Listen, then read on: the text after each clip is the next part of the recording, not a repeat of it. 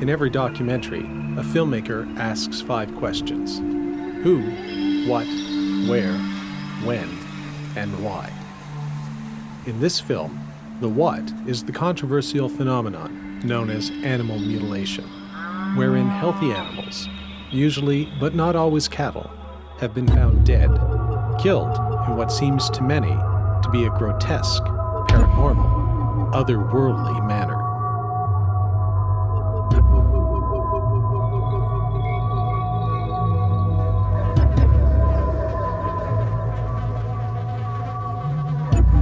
In terms of the when and the where, the film was shot in 2005 in northern Alberta, Canada.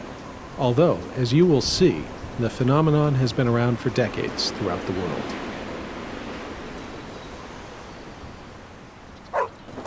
As for the who, that would be this man, retired cattle rancher Fern Belzil.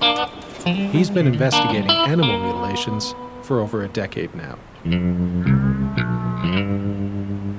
Finally, as for the why, I prefer to leave that to the viewer. Watch and decide for yourself what's really behind the feels of fear.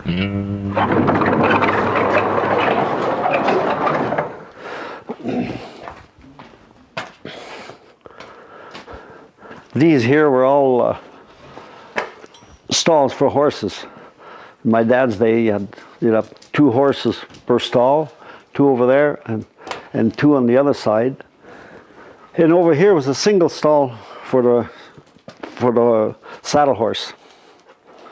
And there was a step to go upstairs, and had the milk cows on this side, and the corrals for the calves as we weaned them. And this here is stanchions for the calves. We'd open this up like this, and the calves would put their head in, and we'd pail feed them. And they get used to that. Or else just one calf, one individual calf at a time, whatever. That's a BD product. There was a handle here to open them. It was a handy setup. When we had worked up a reasonable sized herd, we started going to bull sales in Edmonton, Calgary, and other different areas, smaller communities, and we were fortunate enough to win a few grand championships in Calgary and Edmonton especially. We went by freight train, and we load the cattle in these boxcars, and we stayed with the cattle all the way to Toronto. We'd build a deck above the animals and kept our feed up there, and we always had to bring some food for ourselves. And we made sure that we kept the side door of the boxcar open by about a foot, nailed it down with a 2x6, and let a rope drop out. In case we got out of the train at the divisional points, we used to run out of the train and go to the confectionaries to buy us something to eat or a treat of some kind. And then if the train was moving, if you had a rope outside your boxcar, there was a chance to grab it and get back in the car. I've always been lucky. I didn't have any problems, but we had a couple guys that did miss their train and had to grab the rope and jump in. Fern Belzil obviously knows what he's talking about when it comes to cattle. As he's shown since he was a young man, he's also something of an iconoclast, brutally honest, unafraid to challenge authority, and unafraid to tell people when he thinks they're wrong. Towards the very end of my hockey career, we walked 2 miles south of the farm here with my neighbor who was playing with us, and there were 2 cars leaving St. Paul to go to this place called Smoky Lake to play hockey, and one car was supposed to pick us up, but there was a mix-up, and neither car picked us up.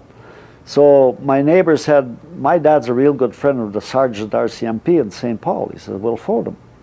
So we walked over to the closest farm, and we phoned them, and the RCMP, the sergeant, he sent the car, and it brought us to Smoky Lake, which was 50 miles away. And he drove us there, which was quite a thing. And when we got there, the first period was over. And I was kind of cheesed off. And so I went to the coach, and I started telling him, I said, what are you guys doing? You know, how come you didn't pick us up? And just the usual stuff. And so he was upset with me, and so he quit. What I take from that story is you're not a guy who has a problem telling someone they've made a mistake. No, no, no.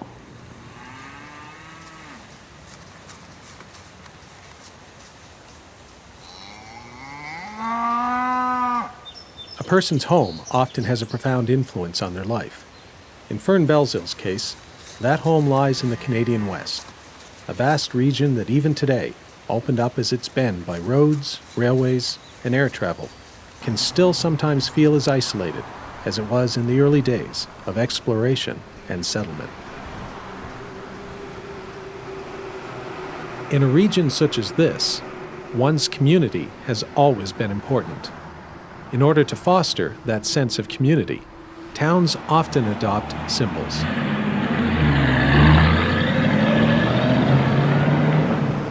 In Glendon, Alberta, for example, where Fern has investigated animal mutilation cases, the town has adopted a giant pierogi as its tasty symbol.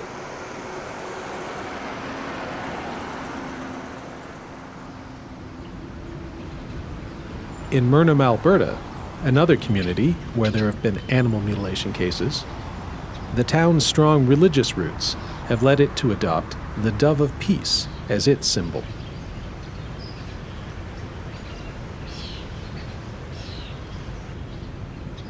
Which leads us to Fern's hometown of St. Paul, Alberta, where the community has adopted a symbol that is literally out of this world.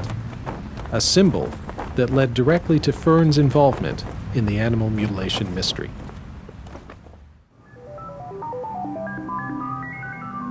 Well, the UFO landing pad was a centennial project, Canada's 100th birthday, which was in 1967. A group of energetic volunteers wanted to build something that the world would remember the town of St. Paul for. So they basically decided to build the world's first UFO landing pad, and they stressed that part. And they wanted to make this, where the landing pad was, independent from the municipality of St. Paul. So the municipality of St. Paul basically gave up the land that's under the UFO landing pad. The message, the underlying message with the landing pad was that St. Paul is such a friendly community that we invite people from all over this world and others to come and visit. And that was the underlying theme of it. And if any visitors that go tour the landing pad will see that it has been declared a republic, a free republic. And that again goes to show that the territory is really open to anyone and everyone. In 1993, we officially opened the first original Flying Saucer Tourist Information Center. I was the first full-time Chamber of Commerce manager to man in the position at that time. Part of the job in the Chamber of Commerce is to market your community and make it a great place for people to do business and live in. And so one of the promotions that we had tossed around at that time was to come up with a UFO sightings hotline. And it started off as a publicity stunt, and it was a publicity stunt that worked very, very well. And almost immediately we started getting phone calls from people that heard our interviews, because we were very adamant that all of the reports that we got, we didn't question or dispute or ask them what they were smoking or drinking when they gave us the reports. We simply wanted to document what people were telling us was authentic reports, and so that's what we did. That's how I got into it. One day, Paul Peltier, who was the manager of the chamber, got a call from a guy from Saskatchewan that said that he needed help, that he'd had several cattle mutilated over the years, and asked if we would come out there. So I was a good friend of Paul, and I used to go to the office quite often with him, and I came in that same day. I happened to come in, and so he asked me if I would go with him to check this animal. So Fern and I got in the car. We drove out to this ranch, about a 2.5-hour drive out of St. Paul into Saskatchewan. And wow, amazing! You have to see it with your own eyes too. You have to experience the mutilation to even fathom what. This is not normal. You know, this is not done. I didn't know anything about it, but when I first saw it, I wasn't convinced right off the bat that this was authentic. And because it had been dead for right about a week, and there were incisions there too, but the coyotes had been eating at it. And when they start eating on it, you know, it destroys a lot of evidence. And but then when I was looking at this and I was taking pictures, and I got Paul and another fellow there to grab the cow by the legs and turn her over to her other side. And to my surprise, the hair was in a complete circle underneath what she was lying on, just as if she hit the ground and spun. So right there, then I decided this has got to be something different. It's an authentic mutilation. And ever since that, I've been looking closer and closer for anything abnormal, you know. Fern's a private investigator. He's doing this voluntarily. Gets very little funding, you know, to help him with his research. But he's accumulated a tremendous wealth of information, and is starting to lecture quite a bit and share that information. Now, I was at the conference. I just finished my presentation, and this lady walked up to me and she said, "I'd like to talk to you." So we went outside, and this is a cow's udder. And she found that in the corral, in their corral, and there was an indentation in the ground where it had fallen and made a bit of a hole in the ground. So it was dropped from the sky. She started telling me this, and you're talking about fear, she started to cry.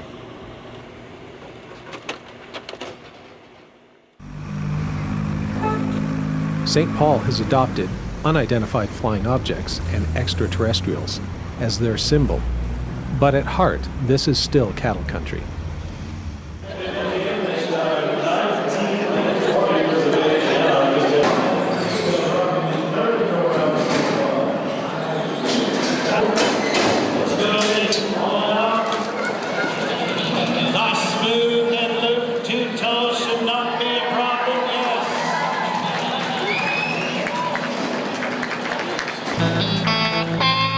In a town where almost everyone knows something about cattle, Fern Belzil is well respected, and people listen to him when he talks, especially when he's talking about animal mutilations. He has got quite a bit of experience over the past few years by going actually to cattle mutilations, but also coming up with a network almost internationally, working with other people. So he's become very well known. He's in demand. He travels both Canada and US, and we're very proud to have someone like him that knows the cattle industry very well and is willing to volunteer his time with the hope of sometimes explaining this unexplained phenomena of cattle mutilations.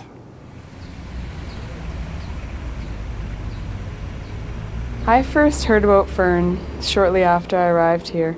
I heard stories about cattle mutilations and that Fern was the man to go to. I met him on an event, and he mentioned I should come down to the farm one day and he'd show me one of his presentations. Still kind of skeptical about what he did at that point. But after spending more time with him, looking at some of the pictures, you get more sucked in and you want to become like an investigator, just like Fern. I want to find out just as much as he does. It's a big mystery and it draws you in. You want to be a part of it. So the more he tells me about it, the more I get interested in it. Look at this incision. It's unbelievable. Now, something happened to this one that Didn't happen to any other. And it's the first time I witnessed the teeth cut out. Usually they're just level with the skin. They're gone, but there's no incision like that. He's just kind of one of the citizens of town. I don't think many people in town, certainly maybe because it's been going on so long, they don't seem to see him as any different than anybody else, and I suppose he's not different than anybody else. He just happens to have a sort of unusual hobby that's really taken him to a lot of places now, and it's, you know, it's clearly something a lot of people are taking seriously and should take seriously, because what he's got on film, it doesn't look like it's predators, so I mean, obviously there's something to look into there. While the people of St. Paul might have a great deal of respect for Fern Belzile and his investigations, not everyone in Alberta is quite so supportive. Sometimes the road Fern travels in his quest for the truth about the animal mutilation phenomenon can seem long and lonely. The government, the Alberta government, we've been trying to get some help from them. They have just simply refused us. Their excuse is that it's predators that's doing it, and they've consulted vets, not vets, but veterinarians, and they take the easy way out. They just say it's predators, and they have never seen my presentation. If they saw my presentation, they would hesitate before they say that. Now this is a bull calf. See how this is all cut out? Ear was gone. And the scrotum, and I got the fellows to lift the leg up, and that was completely round before they lifted the leg. The scrotum was gone. And this here is an important part here. This skin was gone here, and the same as what I'm going to show you several of. The flesh is untouched, and I have yet to find the skin that comes from there. You ask for a veterinarian's help. Can't be bothered. You ask for a police force help. Can't be bothered. You know, you're chasing little green men. Yeah, right. You know, it's so they dismiss your attempted investigations so quickly. A gentleman from Derwent, Alberta, was leasing pasture from the native reserve, and there's a native reserve right next to St. Bride's, and he was leasing the land, and this bull got mutilated. They said to get a hold of Vern from St. Paul, so we phoned him up, and down he came, and he went from there on. He went right through. Now, did you contact the police? Yes, we contacted the RCMP. And they suggested you call Fern? Right. And then you never heard from the police again? No. But they didn't want to investigate any further? No. They called me to sort of pass the buck, I guess, you know. They just say let Fern handle it, and well, they had the end of the story for them. I don't know what they're thinking of. I can't think for them, but so I don't know what their reasons are. These animals, in many cases, are prized animals. They're expensive animals in the thousands of dollars. They're dead.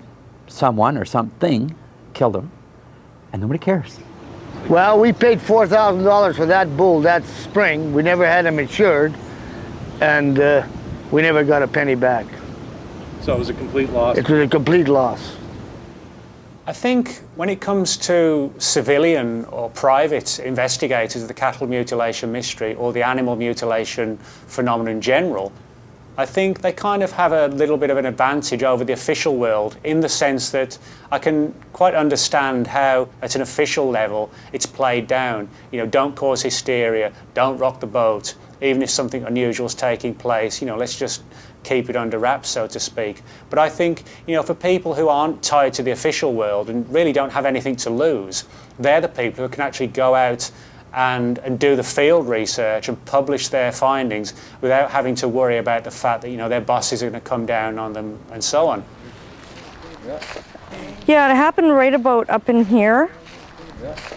She was laying right about here, and her head was facing to the north, with her legs facing south and spread, and her intestines were about 2 or 3 feet behind her, just over there. Yeah, right in here. Yeah.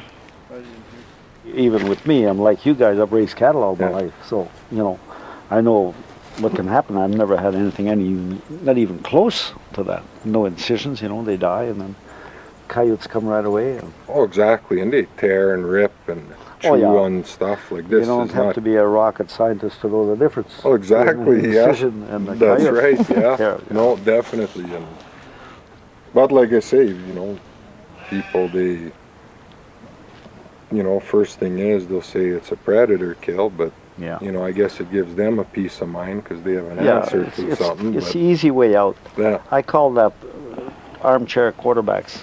Yeah. Well, that's what I have. And that's not the way it was laying when I found it. The incisions on the other area, that little lamb, if you want to call it that, it was very much the same as cattle mutilations. Very neat and round little incision. That's what convinced me right there that this was an authentic mutilation. If the animal mutilation phenomenon is real, as seems to be the case, this leaves us with one question. What is behind it all? Is it something relatively mundane, or is it caused by something truly paranormal?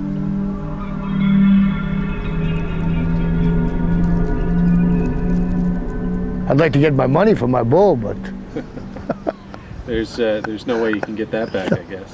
well, the government, they say if it's false, like from there, they figured they'll give you the money, but we can't prove it. So they'd give you the money if it fell from... Right? If they figure it's aliens or something, they'll give you the money. No. But Well, what do you think of the... I'm definitely. So you think that... Oh, definitely.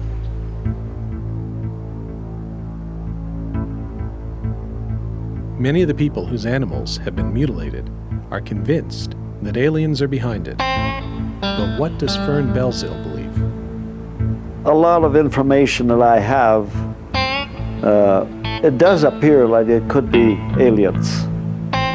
Little theories that these cattle are picked up and brought into a ship, mutilated, and brought down in another area, and that's why we don't find blood, we don't find tracks. So, do we have that kind of technology to do this type of stuff? And it just makes you think we don't know much about it in the true world. I guess that's why we go to aliens. We just take for granted that they have different technology than we have.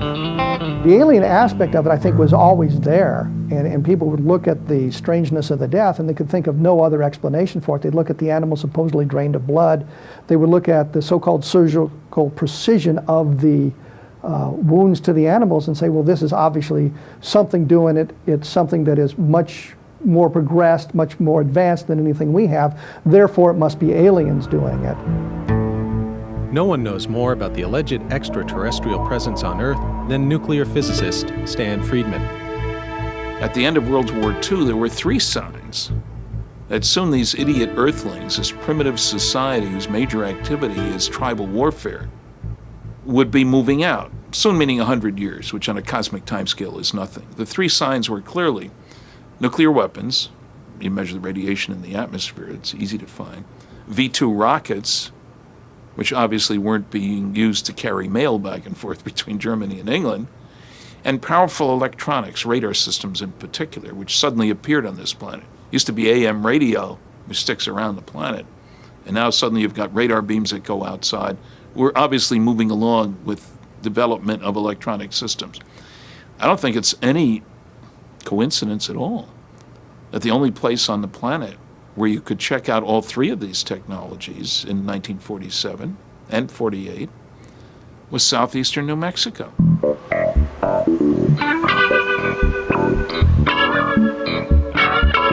It should come as no surprise that the state which gave us the Roswell incident, a UFO museum with a UFO Hall of Fame, gruesome stories of alien autopsies, and more crashed flying saucers than you can shake a stick at, was the state where the animal mutilation phenomenon became inextricably linked with extraterrestrials.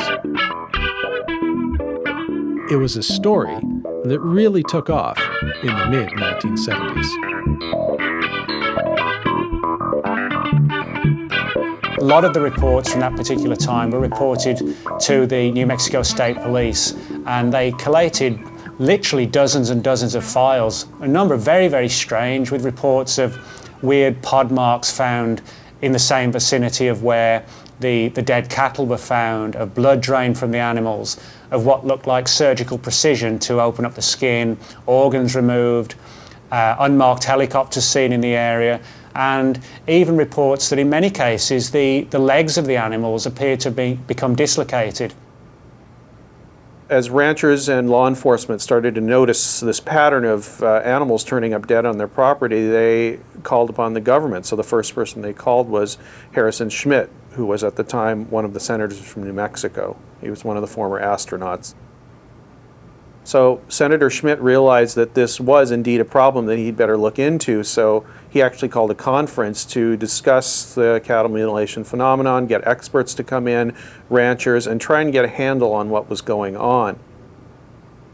But they really couldn't come to a conclusion at the time as to what exactly was going on. There were a lot of testimony. They had cattle mutilation researchers, such as they were at the time. And the only quote I remember from that was from a researcher from Colorado, and his summary of the entire phenomenon was, the only sense of cattle mutilations is they make no sense at all. A former FBI agent named Rommel was brought in to investigate animal mutilation, so he started at the very beginning looking at all of this stuff, investigating the number of cases, looking at the unusual aspects of it. Is there something that is different between an animal that has been mutilated and an animal that has died of natural causes and scavengers and predators have gotten to? And what he determined was that there was nothing unusual going on, that the ranchers reporting it, maybe the greatest people in the world, maybe the salt of the earth, but they just did not understand what happened when an animal died.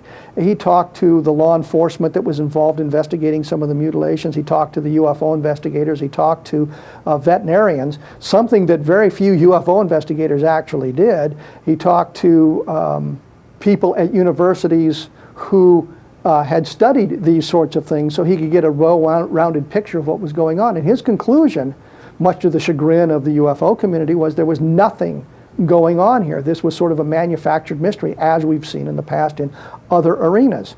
That conclusion basically had the ranchers and farmers up in arms. You know, they were just absolutely convinced, having seen many of their cattle killed, that there was no way that this was purely the work of coyotes or something like that, or wild dogs. The surgical precision, the unmarked helicopters, the weird lights of the sky, organs removed, blood drained, and so on. You know, they just dismissed this particular idea, but nevertheless that was the theory that was embraced at the official level. He said that these people didn't know what was going on, and it was rural hysteria, and, you know, kind of a slight on them. You know, apparently he thought he knew more about cattle ranching than people that have been doing it all their lives. Look at this. You see the hair sticking outwards here and inward over here. Now that's just a perfect incision. If predators do that, I'll eat my shirt. There's just no way. You really got to look at this. It's really something. This is unbelievable, actually. I think that the people listen to the ranchers because here's the guy who's in the field. He's been involved with the animal from its birth. As it grows up, he's watched it at every stage of its life. He's the guy who is right there. The people in the ivory towers, they show up later after the animal is dead. They're not that familiar with the situation. But the problem is the rancher, after the animal dies, no longer has an interest in it. It's dead. He'll bury it. The people who show up from the ivory towers are the people who understand the pathology of death. And when they look at the animal, they see there's nothing anomalous about it.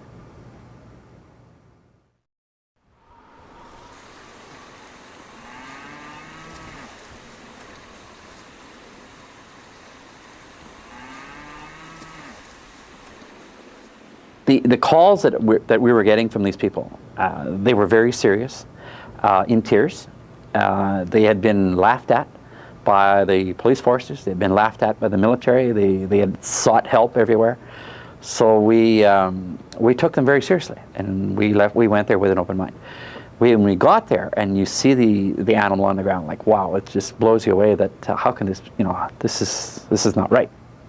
We've gotten in touch with the government of agriculture and sent them a letter and asked them if they would consider helping me out.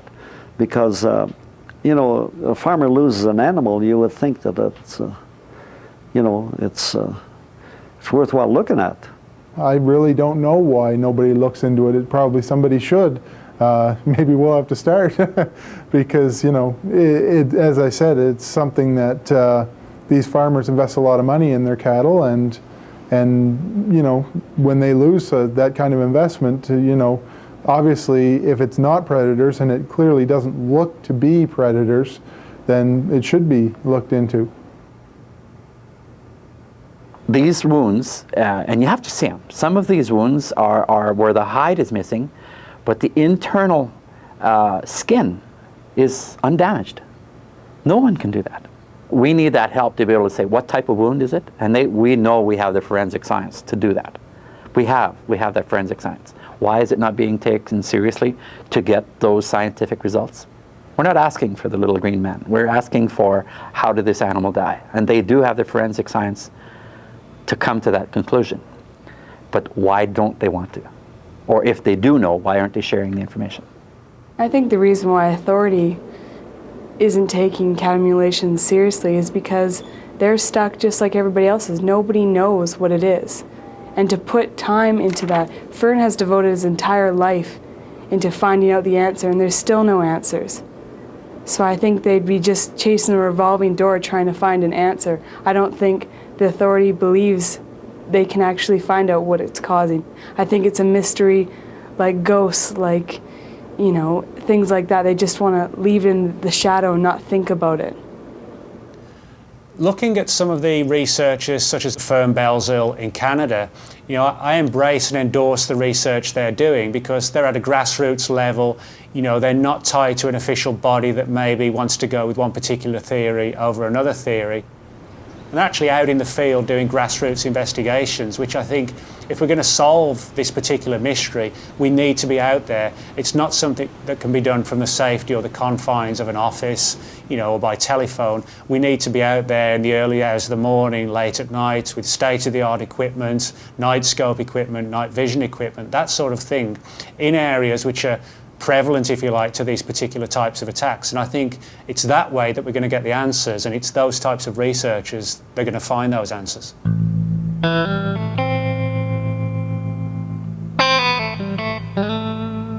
As we've seen, Fern Belzil definitely knows cattle. He's raised and worked with them his entire life. He's also respected in his community as a hard-working man of integrity.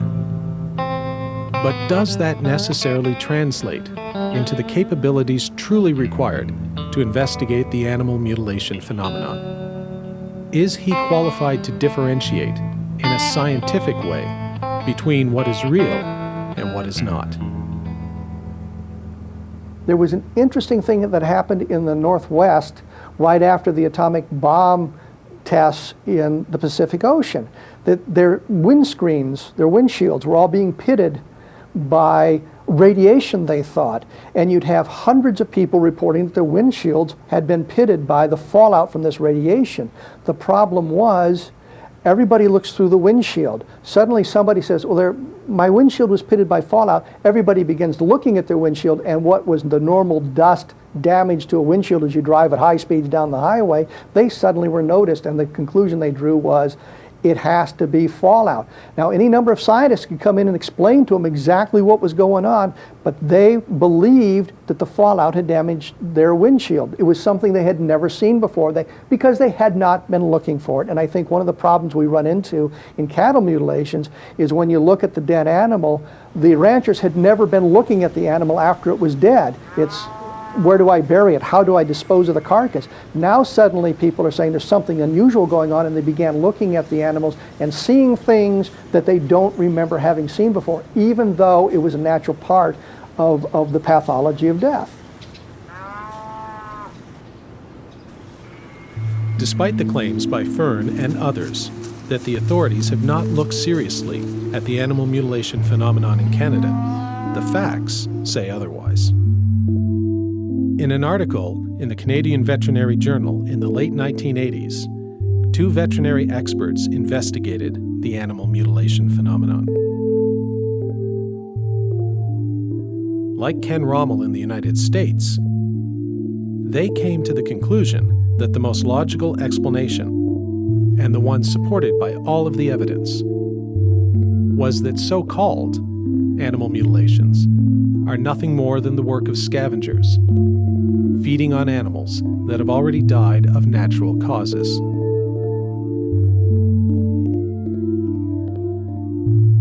This research and these conclusions are almost never referenced by the media.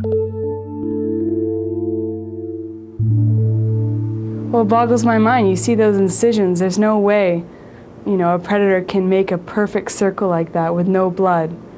And even listening to the rancher talk about how all 80 of his cattle took off in the other direction and were scared. Like, it really makes you wonder. You wonder if it must be something else. I think the problem is the media are experts in nothing. They do not take the time to understand a phenomenon. They do not look at it in depth. They take the superficial look at it, they decide this is what it is, and they run with it from there. And I think that's the problem. The media doesn't understand this, but it's an interesting story. They can do it in a minute and a half, and they're off to the next one. They've got wonderful pictures of dead cows. They've got the local interest angle to run with, and they don't care any more about that story because they have another one to worry about tomorrow. This idea that alien beings cross interstellar distances and mutilate cattle is just absolutely ridiculous. And yet you can't convince people that it is ridiculous. When you look at the whole thing and you look at the study after study after study, you look at the Rommel report, you look at what's going on, the conclusion is absurd. It's easy. It's basically predators with some other little things thrown in. That might satisfy scientists, but in a land of rodeos and cowboys, those explanations simply don't make sense to most people. They prefer to trust the hands-on expertise of someone who's worked with animals their entire life. Absolutely, that's what it's all about. You have to know cattle very intimately. You have to know their habits and how they function. If you don't know that, then you would not qualify, in my estimation, to do this type of work. That's where he gets his credibility from, because if he didn't have that background, then there is no way he would have the credibility that his credibility is standing up to a lot of scrutiny, and nobody can question his credibility because it's there. You can only get it by way of experience and many years of being in the business. So it's a unique qualification, I guess. And just a shot to show you the type of cattle that I was raising, more or less to prove to you that I am who I say I am. And this is the best 5 bulls at the Calgary Bull Sale, and won the best 2, the best 3, and the best 5, and the Grand Champion Bull. There was a case in Arkansas where the body of a cow, freshly dead cow, was found, and 2 state troopers were assigned to watch this animal to see what happened to it as it decomposed naturally. So we know there weren't crazy cultists, we know there weren't UFOs, we know that there were predators, we know that it underwent the sort of changes you would see as the animal decomposed. And what they saw was the sort of injuries to this animal as it decomposed matched those of the animals that supposedly were mutilated. Despite the official explanation, Fern Belzil remains convinced that there is more to the animal mutilation phenomenon than just the work of scavengers. Well, as far as predators mutilating cattle, I don't know of any cases where predators mutilated any cattle. They might mutilate them after they're dead. They might chew away at them, and you could call that mutilation, I guess. The incisions are not taken by the mouth of done by the mouth of a predator. It looks like a laser cut, and the flesh is untouched. If it was a coyote, and say for instance he did take the skin, there's no scratches on the stomach at all, on the flesh at all, of anything that was eaten at it. So that's good enough for me. You know, if there's whenever it is predators that eat on them, it's not hard to tell. Scientists and sheriff's deputies aren't the only ones who can conduct experiments. When opportunity presented itself, Fern decided to put the scavenger theory to the test himself. I was coming back from Edmonton one day and with my truck, and about 30 miles east of Edmonton, there was a deer, a roadkill, and they had been just killed. It was still fresh. So I decided to back up. I had something in my head that I was wanting to do. I wanted to try an experiment. And it was funny because when my wife saw this, she said, "You're crazy.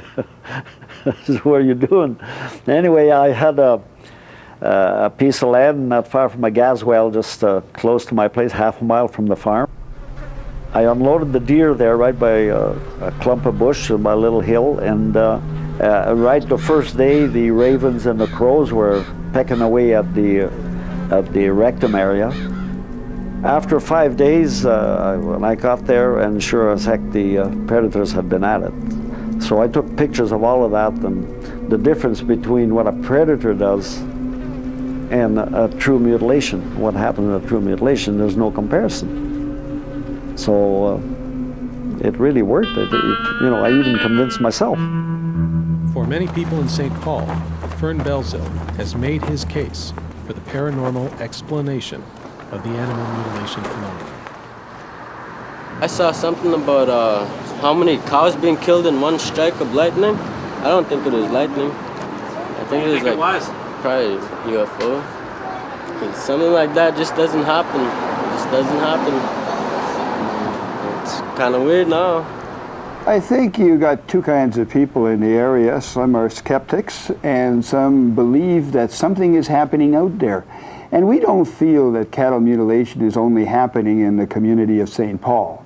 We feel that maybe because we have someone that has taken interest in it, we probably get a little more publicity. But I would think cattle mutilation is happening right across Canada and right across the United States and internationally as well.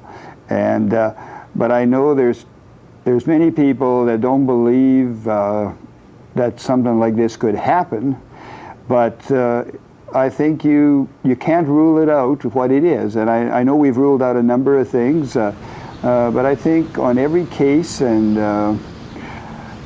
Fern Belzile takes this very serious. He looks at each case on its own merit. I think the fact that he's a cattle rancher, a former cattle rancher, knows exactly what he's talking about, exactly what he's doing, you know, ratchets him up a notch with regard to listening to him and believing what he said. He refuses to say it's really anything except aliens, but won't actually come out and say it. And maybe he's saying that just because as soon as that comes out of his mouth, he knows he's going to lose, you know, 75% of his audience. And maybe he's doing something very intelligent and clever. He's leaving it open for people to say, it sounds like he's saying that it has to do with UFOs and aliens, but he's not coming out and saying it. Theories on cattle mutilations, satanic cults, predators, coyotes, wolves, and bears, conspiracy theories, oil companies, government, and UFO connection.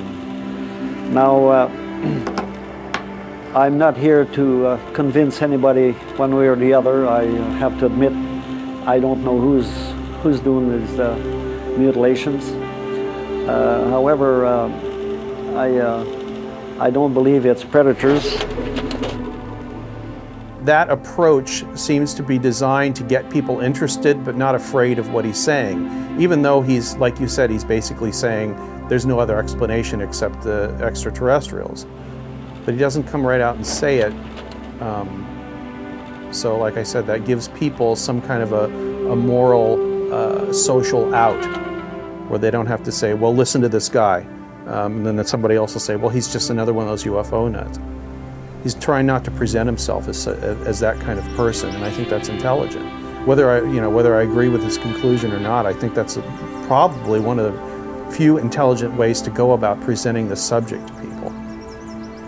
Well, your title, The Field of Fears, I know of a gentleman that thought that that wasn't too appropriate, but I like it because I think it fits us perfectly, and because I know of a lot of ranchers and that are scared of what's going on. If they had a cow mutilated and in the field most of the time at night, and they don't know what's going on. Someday we'll find some answers. We'll keep on trying.